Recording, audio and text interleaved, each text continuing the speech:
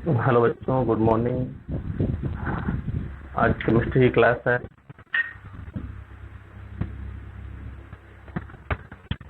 Chemistry की last class में हम लोगों ने पढ़ा था संकुलन क्षमता। संकुलन क्षमता 4 प्रकार के बॉडीज के लिए निकालना था, जिसमें से पहला बॉडी था सिंपल क्यूब। उसके लिए हम लोगों ने निकाल करके देखा संकुलन क्षमता कितना आया था। कितना आया था? 52.4। इसके बाद हम लोगों ने निकाला था फलक केंद्रित एफसीसी के लिए संकुलन क्षमता, जिसका आया था कितना? 74, है ना। 2 बॉडीज के लिए हम लोग संकुलन क्षमता निकाल चुके हैं। आज जो पढ़ना है 2 और बच गया है। कौन कौन? बीसीसी और एचसीसी। ठीक है, तो हेडिंग बनाइए,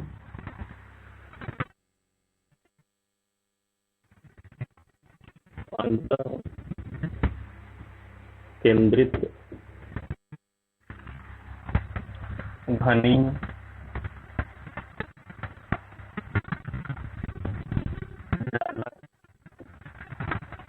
अंतर केंद्रीय घनी एकक कोष्ठिका। घनी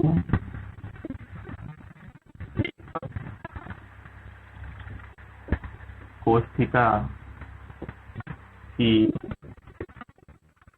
संतुलन क्षमता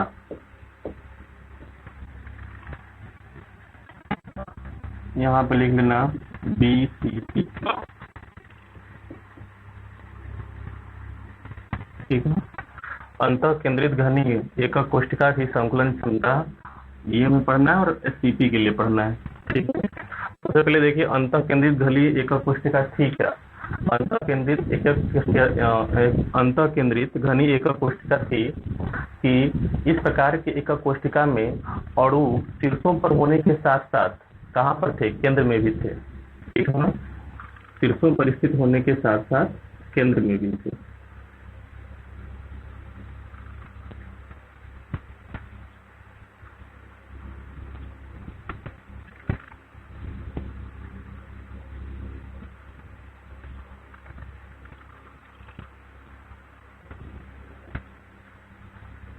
ये शीर्षों पर अणु थे और साथ में एक अणु कहाँ पर था? केंद्र में भी था।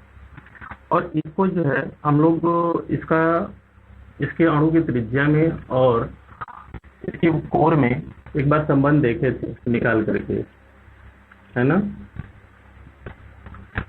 ये आपका ए बी सी, ठीक है, ए अणु हो गया, बी अणु हो गया, सी अणु हो गया, और ये केंद्र वाला है, या ऐसे लिख लेते हैं ए बी सी और ये डी। ठीक है, ए बी सी,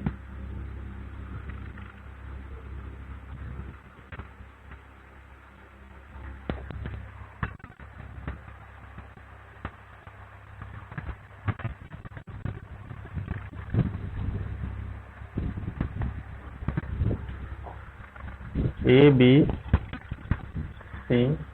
ठीक है, जैसे मिलाया गया है डॉट डॉट करके मिला दीजिए, और ये वाला डी।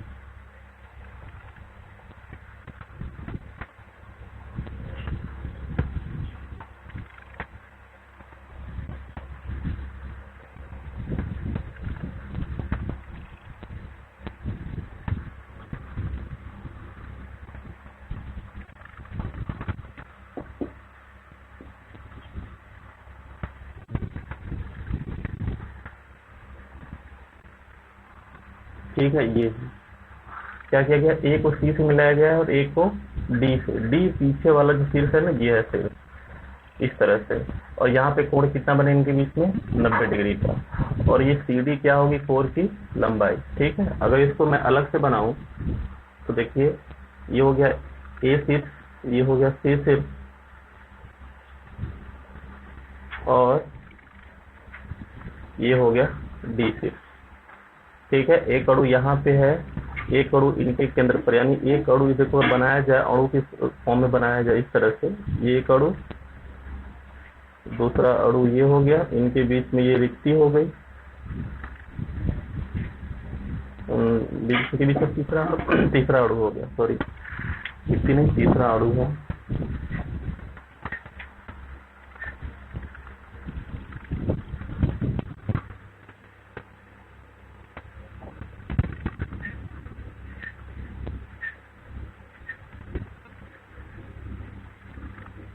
ठीक है, केंद्र वाला अणु हो गया, ये ए शीर्ष का अणु, ये डी शीर्ष का, और एक अणु किसका है, सी शीर्ष का, है ना। तो हमें निकालना है इसके कोर की लंबाई में और त्रिज्या में संबंध। तो अणु की त्रिज्या क्या होगी, आर होगी, ये कोर की लंबाई सी डी, ये हो गई, ये कोर की लंबाई सी डी हो गई, ये निकालेंगे, ये निकालेंगे। तो ये भुजा कितनी है, एसी, एसी भुजा कितनी होगी, ये भुजा ए है, ये भुजा ए है, ठीक है। तो ये भुजा ए और ये भुजा ए, तो एसी कितना हो जाएगा, पहले लिख लेंगे, माना घन की भुजा ए तथा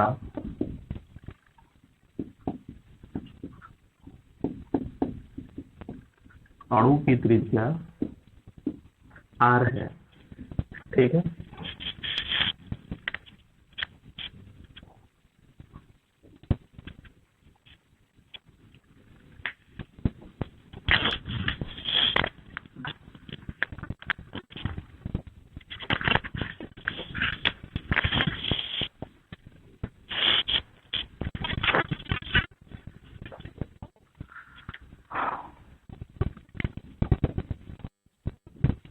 तो देखिए इसके बाद फिर इस वाले चित्र में एबीसी त्रिभुज में, त्रिभुज एबीसी में एसी बराबर निकालेंगे। एसी बराबर कितना होगा, करड़ी में आधार के स्क्वायर धन लंब का स्क्वायर, जो कि दोनों कितने हैं, ए है। तो एसी बराबर हो जाएगा 2a स्क्वायर √2 a√2, एसी बराबर, एसी बराबर कितना आ गया, a√2। अब हमें क्या चाहिए, ये भी ए है और ये एडी निकालना है ना। ये जो 90 डिग्री का कोण बन रहा है, 90 डिग्री का कोण यहाँ पे नहीं, 90 डिग्री का कोण यहाँ पर बनेगा, यानी लेकिन ये भुजा कट हो जाएगी और ये लंब हो जाएगी। अब लिखेंगे ACD में, त्रिभुज ACD में AC इक्वल टू कितना है, a√2, AD हमें तो निकालना ही है, कर्ण AD बराबर तो निकालना ही है।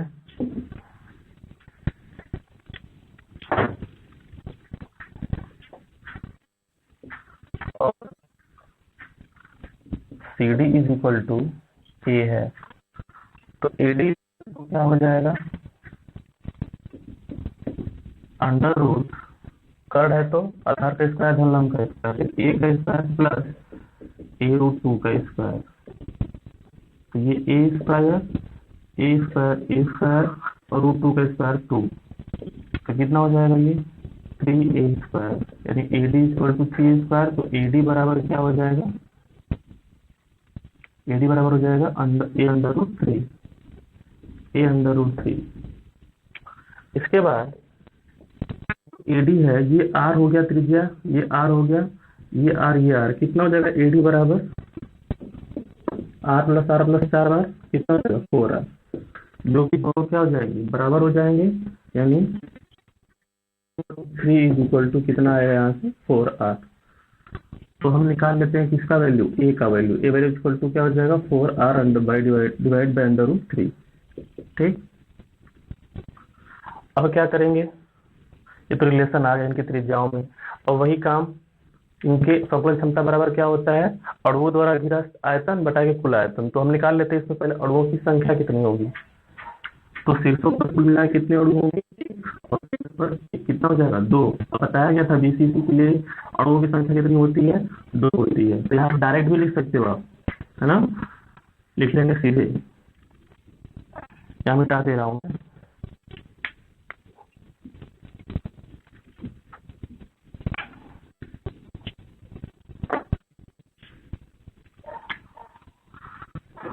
अंतः केंद्रित निकाय में अणुओं की संख्या बराबर 2। तो एक अणु का आयतन बराबर गोले का आयतन 4/3 पाई आर क्यूब, है ना। तो एक अणु का आयतन इतना, 2 अणु का आयतन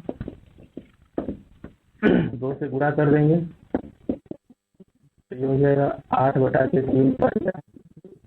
ये निकल के आ गया अणुओं द्वारा घिरे स्थान का आयतन। अणुओं द्वारा घिरा हुआ आयतन आ गया। इसके बाद जो नेक्स्ट पॉइंट है वो लिखेंगे कुल आयतन इसका ना, घन का आयतन। घन का आयतन क्या होगा, भुजा क्यूब वही a क्यूब, पर a की वैल्यू कितनी है 4r/√3, और इसका क्या करना है हमें क्यूब। तो 4 क्यूब कितना 64, r क्यूब डिवाइड बाई √3 का क्यूब 3/√3, है ना। अब क्या लिखेंगे, संकुलन क्षमता। तो संकुलन क्षमता बराबर फॉर्मूला लिखेंगे। सबसे पहले लिखिए फॉर्मूला, अणु द्वारा घिरे स्थान का आयतन बटा के घन का आयतन।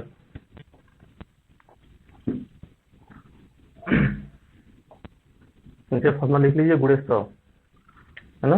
अणु द्वारा घिरा स्थान का आयतन बटा के कुल आयतन गुणे 100 लिख लीजिएगा फॉर्मूला। इसके आगे संकुलन क्षमता बराबर कुल अणुओं द्वारा घिरे स्थान का आयतन कितना है 8/3 पाई आर क्यूब, और ये है 64/3√3 आर क्यूब। 4 से 4 कैंसिल, 3 से 3 कैंसिल, ये कैंसिल, ठीक है। जो ऊपर चला जाएगा तो √3/8 पाई, ये आ जाएगा संकुलन क्षमता। और गुणे 100 भी लेना है, तो √3 की वैल्यू 1.732, पाई की वैल्यू 3.14 और डिवाइड बाई 8, ठीक है ना। तो ये आपके संकुलन क्षमता आ गई किसके लिए, बीसीसी के लिए। और जो इसकी वैल्यू होती है देख लीजिएगा, नियरली 68% आएगा, है ना, नियरली 68%। इसका मतलब 32% प्लेस क्या है, रिक्त है, खाली है। किसके लिए, अंतर केंद्रित घनी एक कोष्ठिका की संकुलन क्षमता के लिए, ठीक है ना। यानी अगर बीसीसी है उसके लिए संकुलन क्षमता की वैल्यू कितनी आएगी, 68% आएगी, है ना। ये क्वेश्चन आपका जो बन सकता है, ये 1 लाइनर क्वेश्चन भी बन सकता है, 1 लाइन वाला क्वेश्चन, यानी बहुविकल्पी वाला भी क्वेश्चन में बन सकता है, ठीक है। तो 68% स्थान इसका भरा हुआ है, संकुलन क्षमता निकल के आ रही है। अब हमें जो हेडिंग डालना है नेक्स्ट वाला, ठीक है।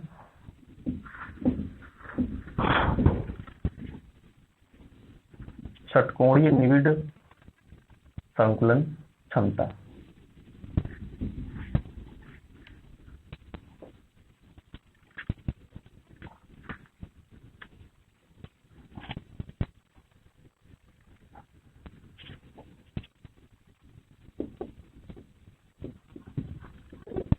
षटकोणीय निविड हेक्सागोनल क्लोज्ड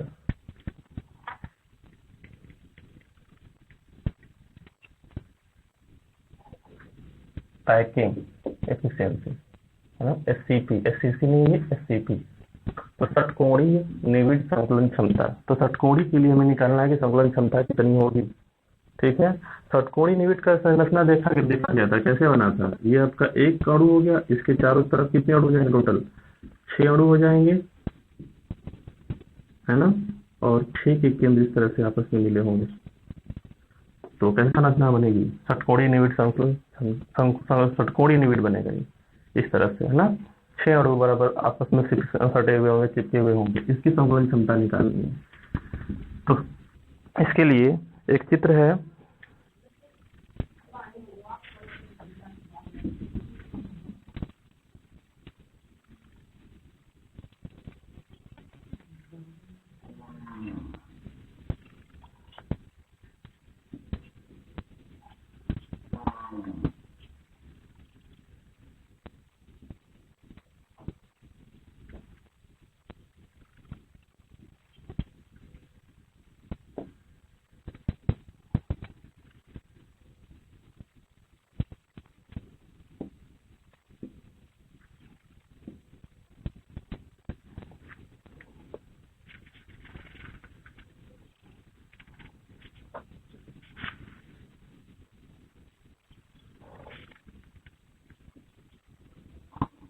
एक अणु यहाँ पे, एक अणु यहाँ पे, एक अणु यहाँ पे, ए बी सी डी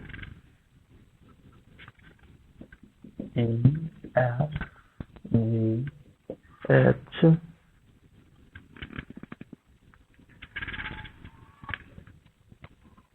ठीक है। और ये जो बी वाला मॉलिक्यूल है वो यहाँ पर भी होगा, ठीक है ना। तो इसके लिए ये त्रिज्या आर, ये आर, ये आर, और ये भी त्रिज्या कितनी आर, और ये घन की कोर ए, ये घन की कोर ए, ठीक है। तो घन की कोर ए, घन की कोर ए, और ये त्रिभुज जो ए बी सी बन रहा है वो कौन सा त्रिभुज है? समकोण त्रिभुज है। तो समकोण त्रिभुज में 4r क्या हो जाएगा? कर्ण हो जाएगा। ये इसकी भुजाएं, इसकी भुजाएं, इसमें रिलेशन निकाल लेंगे। तो क्या करेंगे फिर? वही काम, माना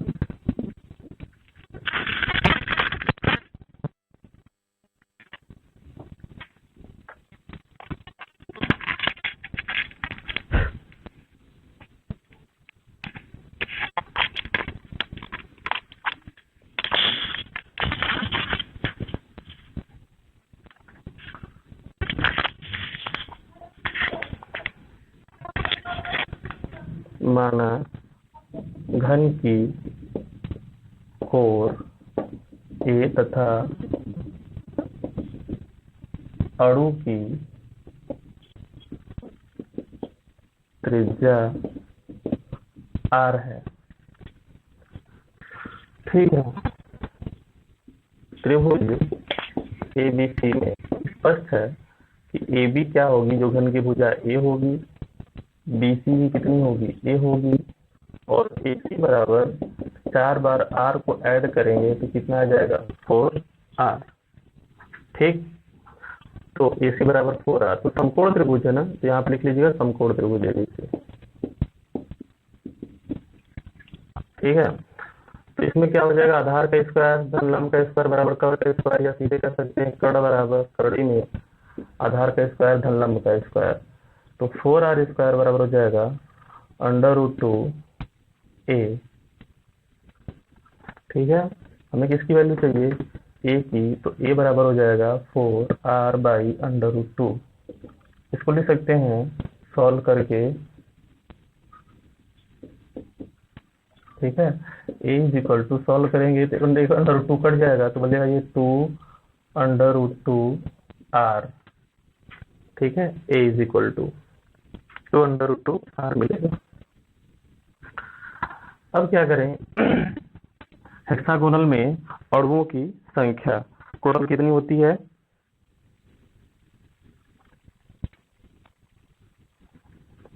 है ना, स्पर्शीय अणुओं की संख्या हो जाएगी 4। तो इसमें लिखेंगे षटकोणीय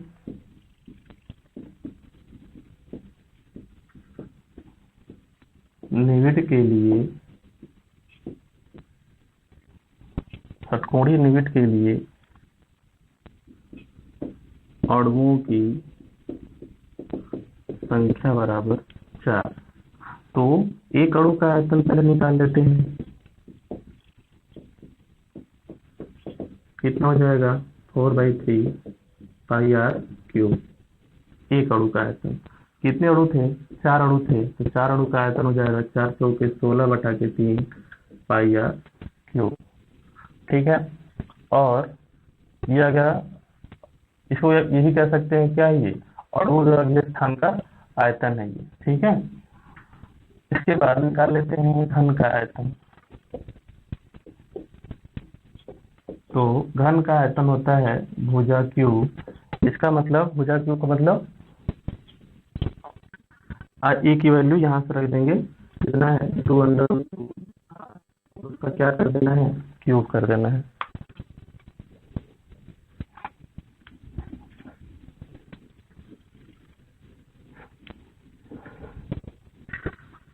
तो अतः नहीं, पहले उसकी वैल्यू निकाल लीजिए, घन का आयतन क्यूब कर लीजिए। तो घन का आयतन हो जाएगा 2 का क्यूब 8, √2 का क्यूब और r का क्यूब, यानी कितना हो जाएगा 16 √2 r का क्यूब। अब निकालेंगे संकुलन क्षमता बराबर क्या होता है, अणु द्वारा गृह स्थान का आयतन कितना है 16/3 पाई r क्यूब, और कुल घन का आयतन तो 16 करड़ी में 2 r क्यूब गुणे 100, 16 कैंसिल, √2 ऊपर डिवाइड बाई 3, r क्यूब से r क्यूब कैंसिल, पाई गुणे 100। अगर इसको कैलकुलेट करेंगे तो इसकी वैल्यू वही आएगी जो कि आपकी पीछे आ चुकी है, किसके लिए, FCC के लिए, ठीक है ना, 74%। यानी इसके लिए भी संकुलन क्षमता उतनी ही है जितनी किसकी होती है, SCC के लिए। तो याद रखिए FCC और SCP की जो संकुलन क्षमता होती है दोनों इक्वल होती है, ठीक है, दोनों का मान बराबर होगा। तो कितना होता है 74%, और कितना स्थान रिक्त हो गया, तो ये हो जाएगा 26%, स्थान क्या हो जाएगा, खाली हो जाएगा, ठीक है।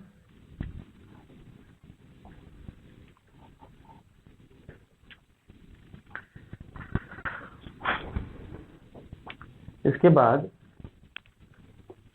जो नेक्स्ट टॉपिक है,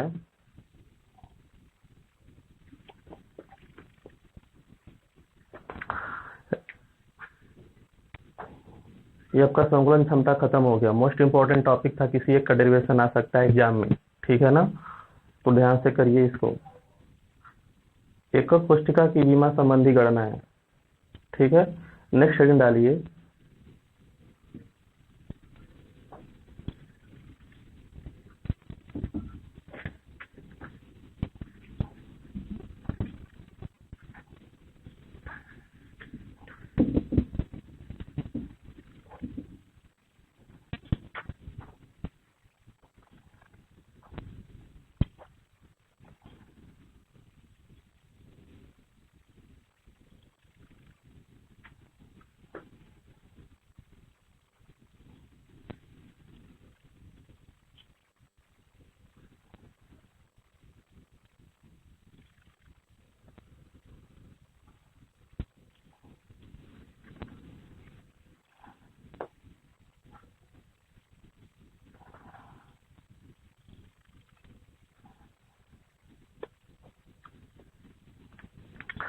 हेडिंग डाल लीजिए, एकक कोष्ठिका की विमा संबंधी गणना है।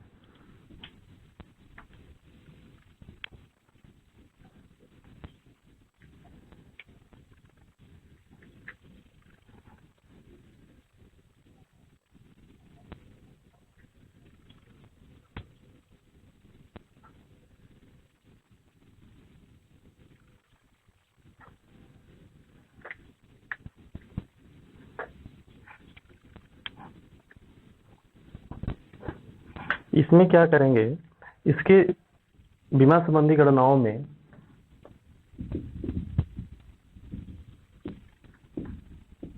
हम निकालेंगे एकक कोष्ठिका का घनत्व,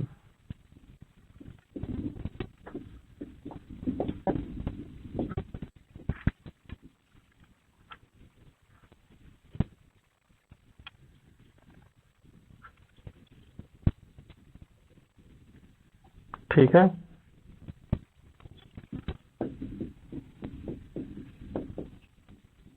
क्या निकाल निकालेंगे?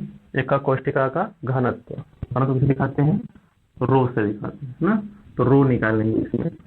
अच्छा, यदि आपको घन के कोर में और त्रिज्याओं में संबंध पूछता है तो उसके लिए आपको फॉर्मूले याद रखने पड़ेंगे, ठीक है ना, कि सिंपल क्यूबिक के लिए ए बराबर कितना हो रहा था? 2r, ठीक है। सिंपल क्यूबिक के लिए ए बराबर क्या था? 2r। और इसके बाद किसके लिए था ये? सिंपल क्यूबिक के लिए। एफसीसी के लिए ए बराबर कितना था? 2√2r एफसीसी के लिए, ठीक है ना। इसके बाद अंतः केंद्रित के लिए लोग निकाला था, ए बराबर कितना था? 4/√3r अभी निकाला है बीसीसी के लिए। और एससीसी के लिए यही था, ए इक्वल टू 2√2r, ठीक है। एससीसी के लिए और एससीसी के लिए क्या था? दोनों बराबर था, है ना। तो ये चीज जो है याद रखिएगा आप लोग, रिलेशन। इस पर भी क्वेश्चन आते हैं, त्रिज्याओं पर और इनके भुजाओं कोर की लंबाई में संबंधों पर भी क्वेश्चन आते हैं एग्जाम में, ठीक है ना। एक इस पर क्वेश्चन है, इसको करने से पहले क्वेश्चन इस पर हम कर लेते हैं, ठीक है। तो इसको नोट करके आप लोग लिख लीजिएगा एक जगह पे। सिंपल क्यूबिक के लिए ये, एफसीसी के लिए, बीसीसी के लिए, सीपी के लिए। क्वेश्चन है, लिखिए। सोडियम धातु की अंतः केंद्रित घन संरचना है।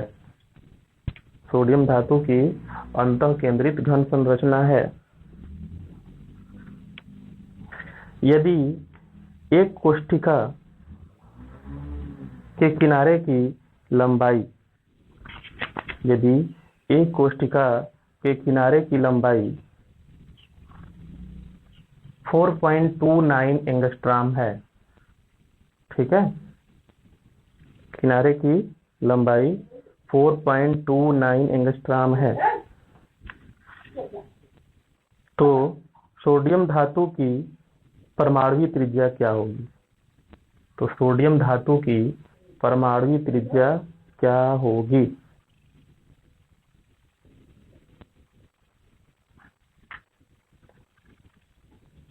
एकक कोष्ठिका के अंतः विकर्ण की लंबाई क्या होगी? एकक कोष्ठिका के अंतः विकर्ण की लंबाई क्या होगी? दो क्वेश्चन है, परमाणुवीय त्रिज्या और विकर्ण की लंबाई। किसके लिए पूछ रहा है? बीसीसी के लिए, है ना। क्वेश्चन में क्या बोल रहा है पढ़िए एक बार। सोडियम धातु संरचना किस रूप में है? अंतः केंद्रित घन संरचना, यानी बीसीसी के फॉर्म में है। और इकाई से किनारे पे लंबाई दिया हुआ है, यानी कोर की लंबाई, है ना। लिखेंगे इसके सॉल्यूशन में, कोर की लंबाई ए इज इक्वल टू कितना है? 4.29 एंगस्ट्रॉम। ए था ना, 4.29 एंगस्ट्रॉम। इसके बाद परमाणुवीय त्रिज्या पूछ रहा है इसकी। परमाणुवीय त्रिज्या वही सब है, परमाणुवीय त्रिज्या आर पूछ रहा है हमसे। और साथ में इसके विकर्ण की लंबाई भी पूछ रहा है। विकर्ण की लंबाई 20 दिखा रहे थे ना, नहीं, विकर्ण की लंबाई 20 दिखा रहे थे, जो कितनी होती है? 4r। देखोगे ना, तो इसके लिए निकाला गया था, इस तरह से था, 1 अणु, 2 अणु, 3 अणु थे, तो यही हमारा घन का विकर्ण था। कितना था वो? 4r। तो पहले r निकालेंगे, फिर 4r निकालेंगे। तो हमें रिलेशन याद होना चाहिए। रिलेशन याद होना चाहिए हमें किसके लिए? बीसीसी के लिए ए और आर में संबंध कितना था अभी निकाले हैं, वो था 4/√3r, है ना। या हमें तो ए दिया हुआ है, तो आर चाहिए, तो आर बराबर निकालेंगे, पक्षांतर कर देंगे तो कितना हो जाएगा? √3/4a हो जाएगा। तो r का मान चाहिए, तो r बराबर √3 की वैल्यू 1.732 डिवाइड बाई 4 और a की वैल्यू 4.29 एंगस्ट्रॉम। तो कैलकुलेट कर लीजिए, कैंसिल हो जाएगा,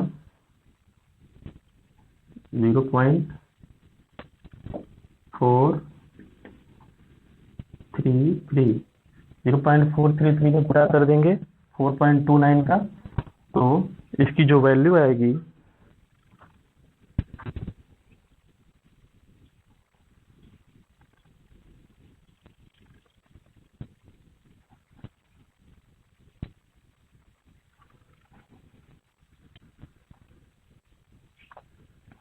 गुणा करने पे वो आएगा 1.86 एंगस्ट्रॉम, ये आएगी आर की वैल्यू।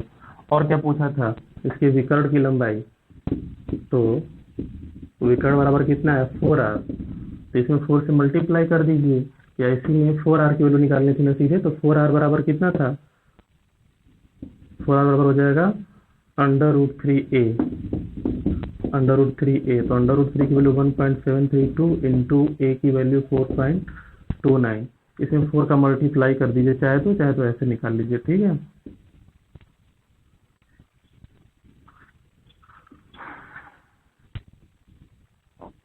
.44 नियरली आएगा, 7.44 एंगस्ट्रॉम, ठीक है। ये आपका आंसर है। समझ में आ गया क्वेश्चन। इस पर भी क्वेश्चन आता है, केवल ये बीसीसी के 2016 में क्वेश्चन आया हुआ है, ये है ना 2016 में तो क्वेश्चन आया हुआ है, देख लीजिए।